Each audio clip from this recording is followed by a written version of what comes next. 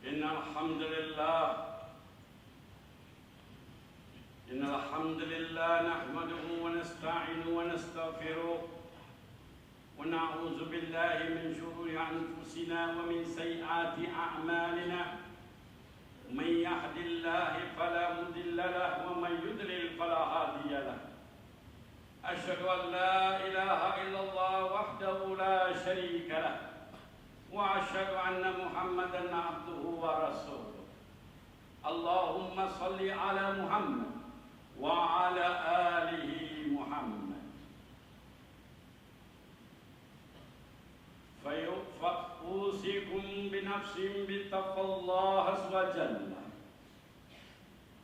يا أيها الذين آمنوا اتقوا الله حق تقاته ولا تموتن إلا وأنتم مسلمون. Sidang Jumat yang berbahagia, sidang Jumat yang dirahmati Allah, sidang Jumat yang dikasihi Allah. Saya berpesan pada diri saya dan saya berpesan kepada tuan-tuan, marilah sama-sama kita bertakwa kepada Allah Subhanahu wa taala dengan sebenar-benar takwa. A'udzu billahi minasyaitonir rajim.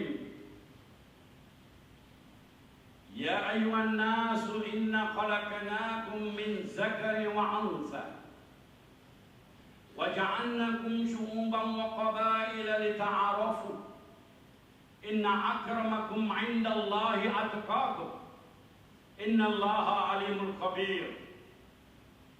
Mahfum firman Allah SWT dalam surah Hujurat ayat 13. Firman Allah, wahai manusia, kami telah cipta kamu daripada lelaki dan perempuan, mencipta kamu daripada berbagai bangsa dan suku kaum, supaya kamu kenal satu sama lain. Tapi yang paling mulia di sisi Tuhan, yang paling mulia di sisi pencipta langit dan petala bumi adalah manusia-manusia yang beriman dan bertakwa kepada Allah Rabbul Jalil Jalal. Sayyidina Ali karamullahu wajhah menafsirkan maksud takwa dalam 4 bahagian. Cukuplah, wahai persidangan jemaahul Islami, cukuplah dengan satu pesanan Sayyidina Ali tentang takwa. Apa itu takwa? Takwa itu apabila datang perintah Allah, mereka kata sami'na wa ata'na. Mereka dengar dan mereka taat tanpa sebarang keraguan dan tanpa sebarang tolak dari. Sidang Jumat yang berbahagia, Allah juga berpesan dalam surah Al-Imran ayat 103. A'udzu billahi minasyaitonir rajim. Wa'tasimu bihablillahi jami'an wa la tafarraqu. Berpegang teguhlah dengan tali Allah, janganlah kalian bercerai-berai. Ini perintah Allah, jangan bercerai-berai, jangan. Hukumnya wajib. Dalam ayat yang lain dalam surah Hujurat, Allah Subhanahu wa taala berfirman, innamal mu'minuna ikhwatun faslihu baina aqawaikum wattaqullaha la'allakum turhamun. Sebenarnya orang-orang beriman itu adalah bersaudara, dan bertakwalah kalian kepada Allah, mudah-mudahan kalian mendapat rahmat. Islamlah satu-satu agama yang mampu menyatukan berbagai bangsa jantina warna kulit.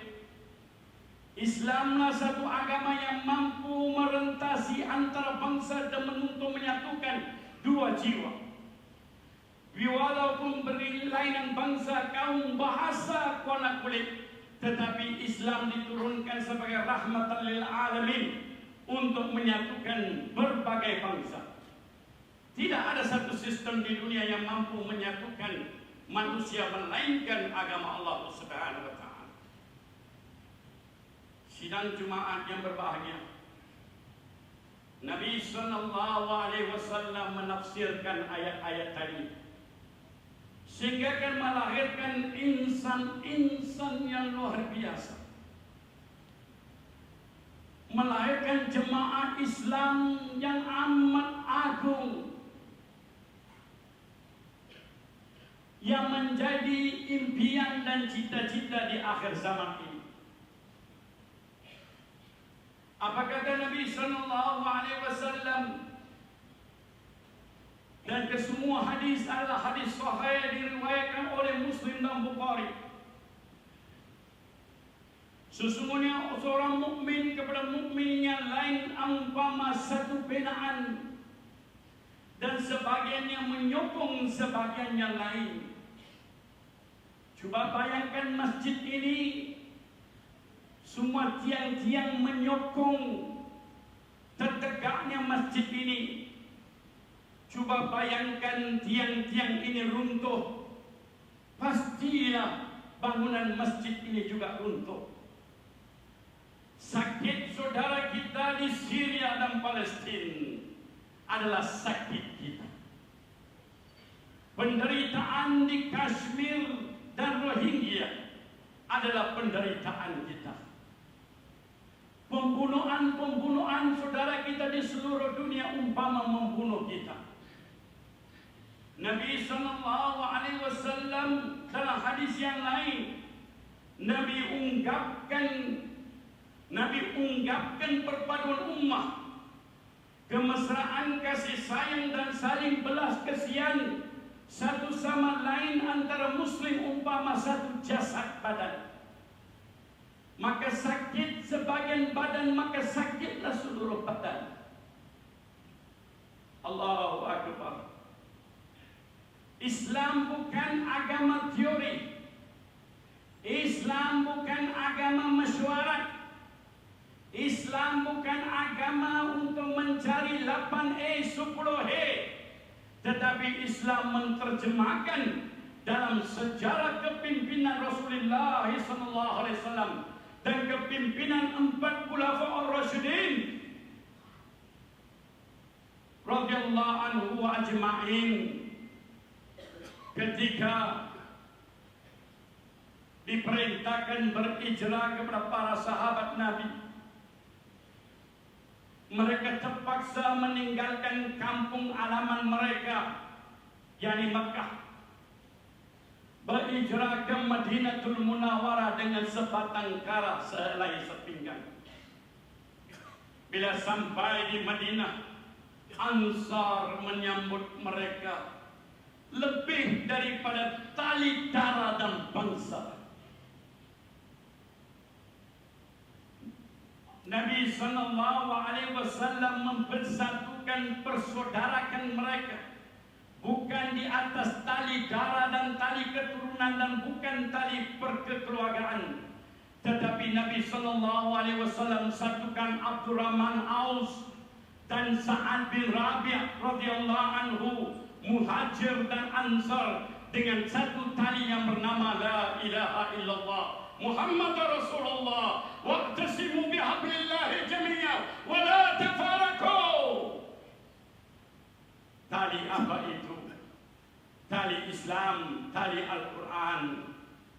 Tidak ada satu tamadun manusia yang mencatat sejarah seperti ini, tuan-tuan yang dikasihi Allah. Ketika sampainya Abdurrahman Aus sebatang kara dan dipertemukan dengan Sa'ad bin Rabi', apa kata Sa'ad bin Rabi' kepada Abdurrahman bin Aus, yang satu ketika dulu merupakan jutawan, menjadi sebatang kara karena agama Allah. Ya Abdurrahman, aku ada rumah ini besar, sebagiannya untuk kamu. Ya Abdurrahman, aku ada sebelahan besar hartaku, ambillah sebagiannya. Wahai Abdurrahman, aku ada 2 istri, satu muda satu tua, Aku sudi ceraikannya mudah untuk kamu ya Abdurrahman. Pernahkah ada persaudaraan seperti ini di muka bumi hari ini? Nak bagi 10 ringgit untuk baru masuk Islam, saudara baru yang susah pun tangan bergetar. Nak bagi 20 ringgit untuk masjid tabung, masjid pikir 20 kali. Nak bagi untuk jalan dakwah fisabilillah, macam-macam alasan diberi. Tetapi para sahabat ini yang tidak ada hubungan kekeluargaan, tidak ada darah kekeluargaan, tetapi kalimat la ilaha illallah Muhammad Rasulullah menyatukan mereka sehingga akan melintasi batas-batas yang luar biasa. Allahu Akbar kabira. Di peperangan Yarmuk menentang Romawi, di peperangan Yarmuk menentang Romawi, para sahabat syahid. Ketika seorang sahabat berada dalam sakaratul maut, ketika seorang sahabat itu berada dalam sakaratul maut, kata Nabi sallallahu alaihi wasallam, ya sidang jemaat, ini waktu bukan waktu tidur, bangun.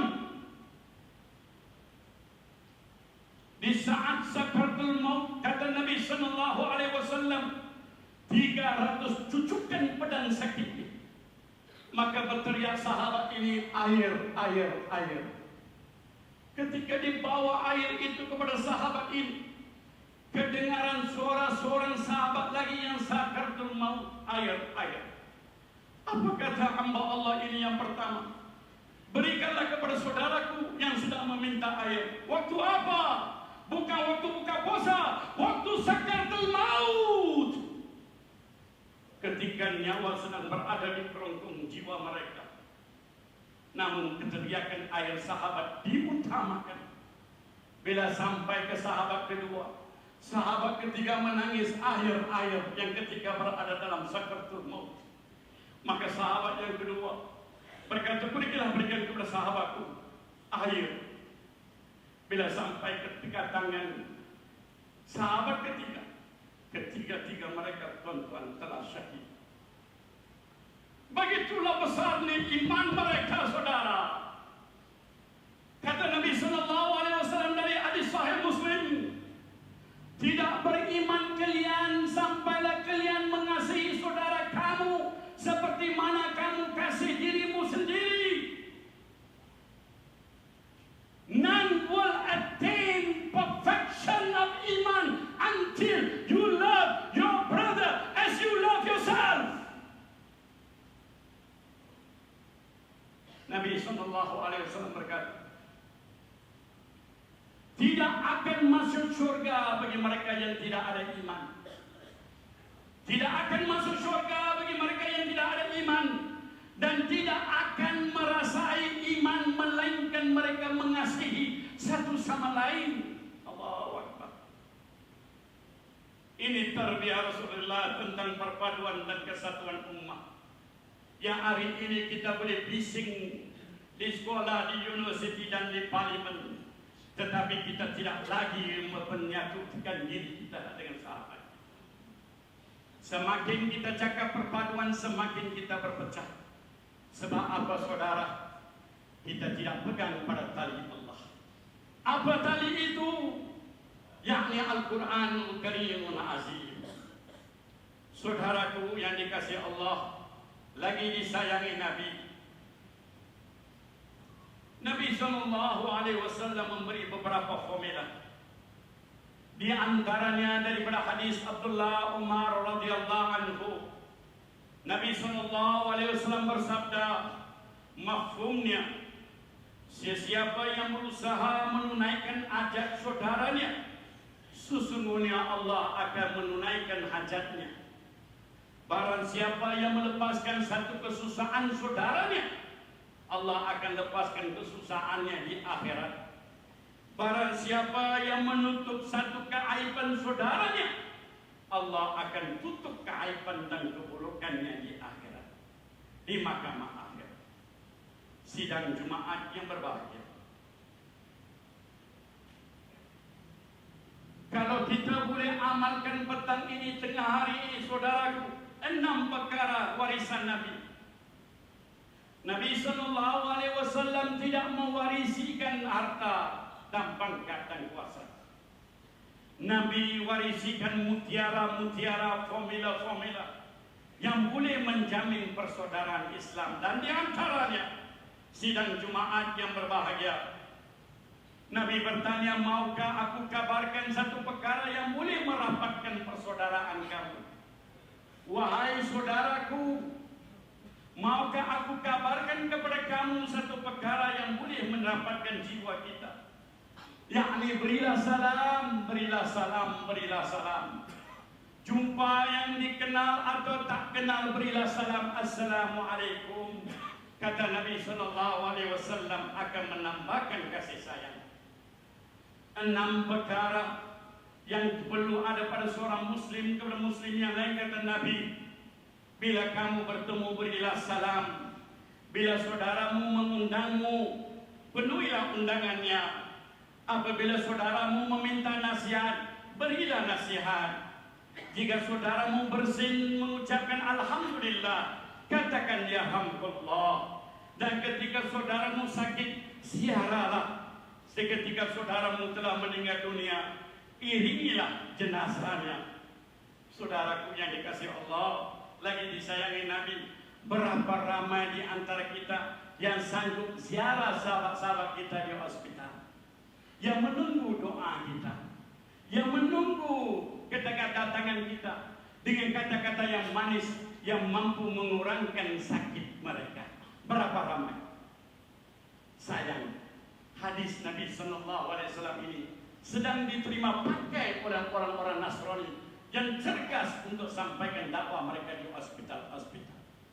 Kita komplain, kita marah, kita mula dengan diri kita. Jangan tunggu orang mula. Kita mula dari kita untuk menepati sabda Nabi SAW. Saudaraku yang dikasihi Allah, Jumaat tengah hari ini saya nak kabarkan satu berita, satu cerita yang amat luar biasa. Di zaman kepimpinan Umar Al-Khattab radhiyallahu anhu berlaku peristiwa ini. Apabila seorang pemuda membunuh tanpa sengaja seorang tua, di mana unta anak muda ini dicederakan oleh orang tua itu. Ketika untanya dicederakan oleh orang tua itu, marah anak muda ini. Kemudian dia membaling batu dan mengenai kepala orang tua sampai mati. Maka anak-anak orang tua itu menangkap pemuda ini, dibawa bertemu dengan Sayyidina Umar Al-Khattab radhiyallahu anhu. Dan ditanya dan diceritakan pemuda akan peristiwanya.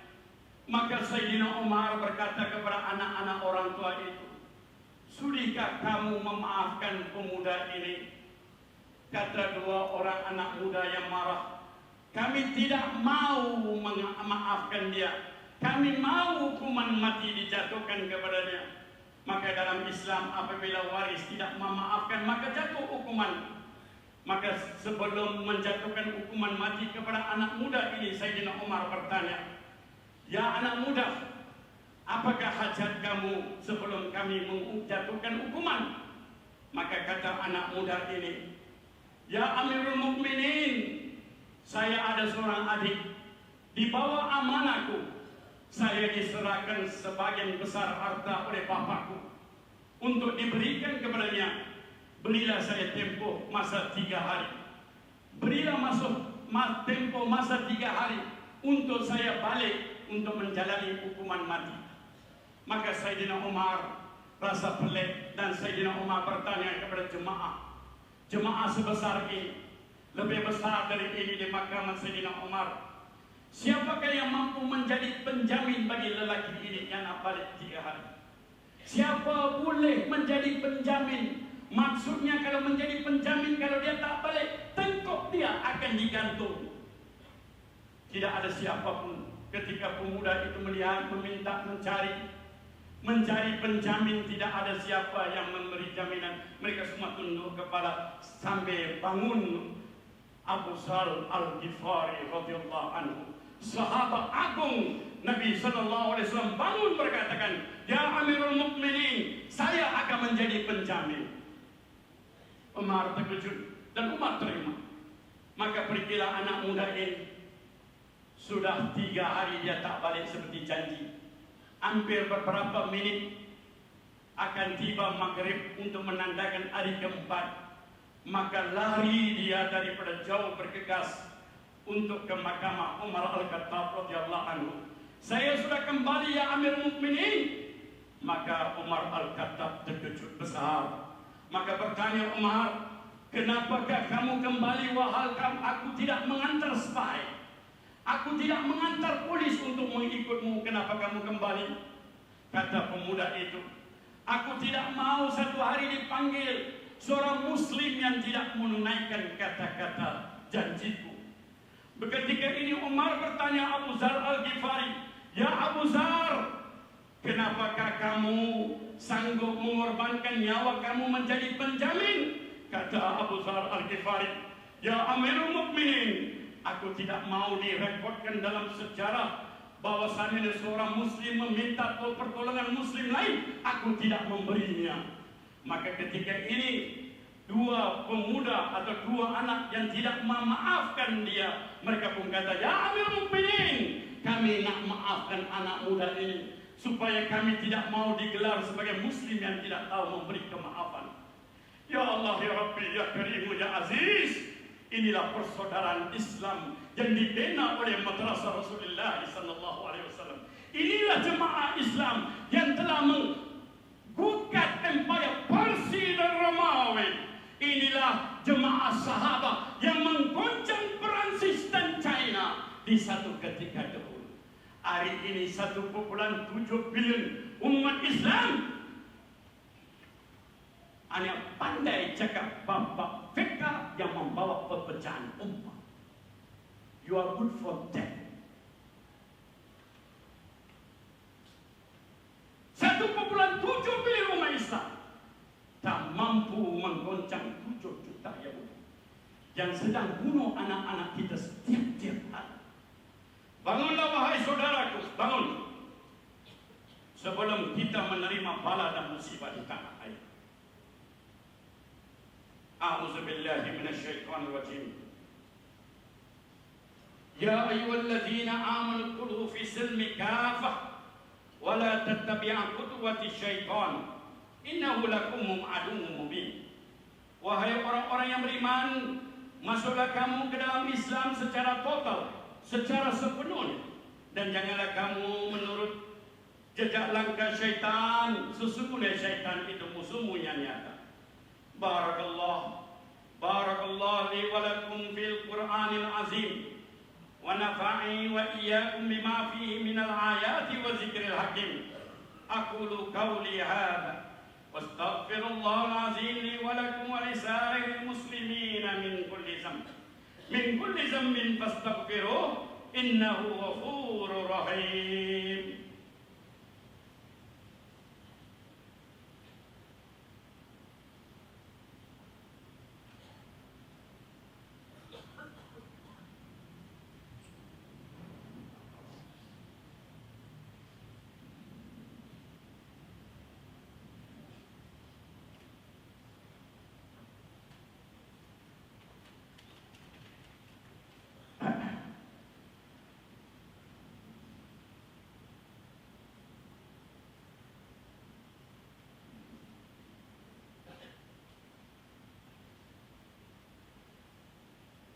Alhamdulillah ala ihsani wa syukur lahu ala taufiqi wa amtinani wa asyhadu an la ilaha illallah wahdahu la syarika lah wa asyhadu anna Muhammadan abduhu wa rasuluh. Allahumma salli ala Muhammad wa ala alihi Muhammad. Amma ba'd. Fa ya ayyuhal muslimun ittaqullah alladhi antum bihi mu'minun. Sidang jemaat yang berbahagia, Khatib berpesan pada diri sendiri dan Khatib berpesan kepada sahabat-sahabat jemaah. Ayo sama-sama kita bertakwa kepada Allah Subhanahu wa taala dengan sebenar-benar takwa. Tidak ada kejayaan melainkan bertakwa kepada Allah Subhanahu wa taala.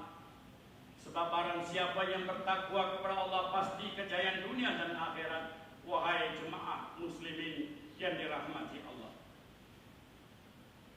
Tuan-tuan, sidang jemaat yang berbahagia, satu dasar solat jemaah, satu akar umbi solat berjemaah nanti. Janganlah biarkan saf-saf itu ada kekosongan satu sama lain. Biar bahu sentuh bahu, biar buku lali sentuh buku lali. Sesungguhnya Nabi SAW,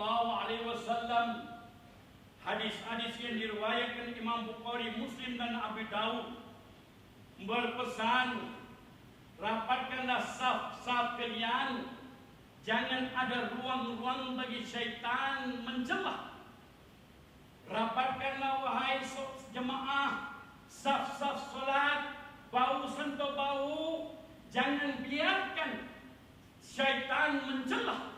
Karena sesungguhnya firman kata-kata Nabi SAW, apabila engkau tidak merapatkan saf, maka Allah Subhanahu wa taala akan memecah belahkan hati itu.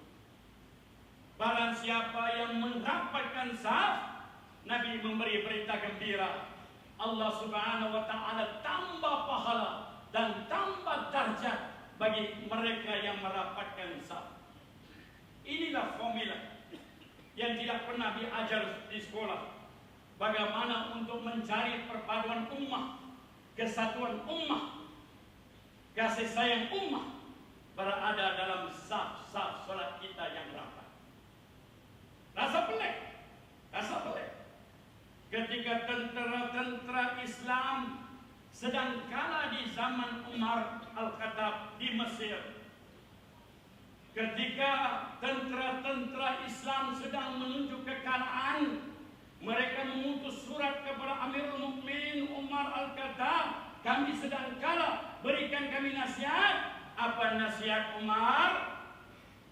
Rapatkan saf solatmu, rapatkan saf solatmu, rapatkan saf solatmu. Apa kaitan perang dengan saf solat?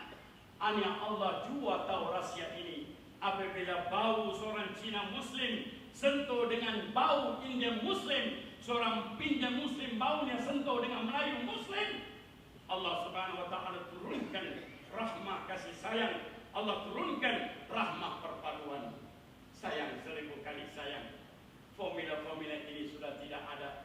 Malah kita bangga dengan membina masjid-masjid yang dinamakan atas bangsa, Masjid Melayu, Masjid India, Masjid Pakistan, Masjid Cina, Masjid Afghanistan.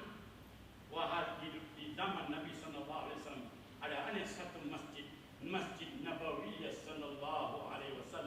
Mudah-mudahan sidang Jumaat yang berbahagia, berkasih-kasihlah, bersalam-salamlah. Tuan-tuan selepas solat nanti, berkasih-kasihlah, pegang tangan salam dengan ikhlas. Apabila kita pegang tangan salam secara ikhlas, kata Nabi SAW, berguguran dosa-dosa kalian, berguguran dosa-dosa kalian. Allahu Akbar. Marilah pada tengah hari yang mulia ini kita sampaikan salawat dan salam atas penghulu segala nabi, nabi yang agung, nabi yang hebat, nabi yang pengasih kepada umat manusia. A'udzu billahi minasyaitonir rajim. Innallaha wa malaikatahu yusallu 'alan nabi. Ya ayyuhalladzina amanu sallu 'alaihi wa sallimu taslima. Allahumma shalli 'ala Muhammad wa 'ala Muhammad. Allahumma ighfir lil mu'minina wal mu'minat wal muslimina wal muslimat wa ahya minhum wa amwat. Innaka sami'un qaribun mujibud da'wat ya rabbal alamin. Allahumma rabbana atina fid dunya hasanatan wa fil akhirati hasanatan wa qina azabannar. Ya Allah ya Rahman Ya Allah ya Halim, Ya Allah ya Latif. Satukanlah hati-hati kami ya Allah. Satukan hati-hati umat Islam ini ya Allah. Musuh-musuh kami sedang mencengkam kami. Musuh-musuh kami sedang membaham kami. Musuh-musuh kami sedang sembelih kami di berada tempat. Ya Allah, berikanlah hidayah kepada saudara-saudaraku.